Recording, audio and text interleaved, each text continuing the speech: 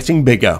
You know, it does want to be a superpower by the middle of next century, that's for sure. China is the world's second largest defence spender, $181 billion in 2019. Still only a quarter of what the US spent. But with more than 2 million active personnel, China's armed forces are the biggest in the world in terms of people. Its fleet of 211 bomber aircraft is also bigger than any other country's. China's army has more than 5,800 main battle tanks. Its navy, more than 80 cruisers, destroyers and frigates, though just one aircraft carrier. In space, it has more than 100 military satellites. But what worries the West is China's development of weapons to jam or destroy other countries' space capabilities. But on Earth, China's forces are almost entirely based in China itself, not around the world like the US or Russia, severely limiting the way China can use its military power. As we start moving towards the higher end of the kinetic warfare spectrum, then the sort of capacity to project power, I would say it is firmly within the 400-500 nautical miles from the Chinese coast, both towards the East China Sea and the South China Sea, and that includes the Straits of Taiwan. Past that, I think there is a considerable lack of capacity to sustain in high-intensity warfare. But China is stretching that reach, building new military bases in disputed parts of the South China Sea.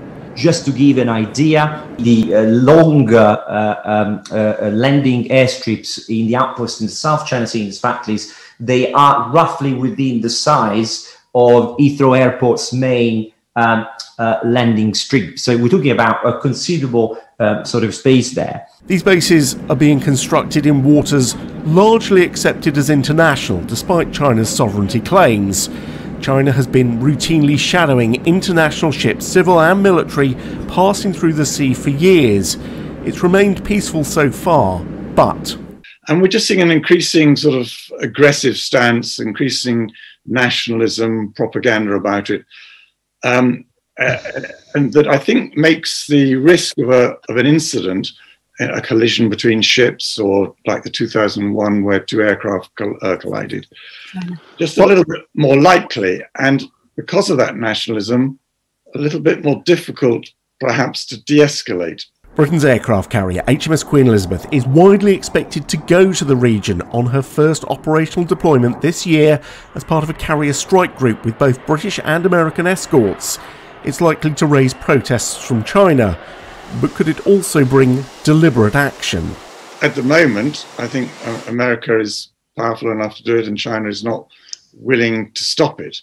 How long that will continue is difficult to say, but certainly for the next few years. China has clear ambitions to grow its military power.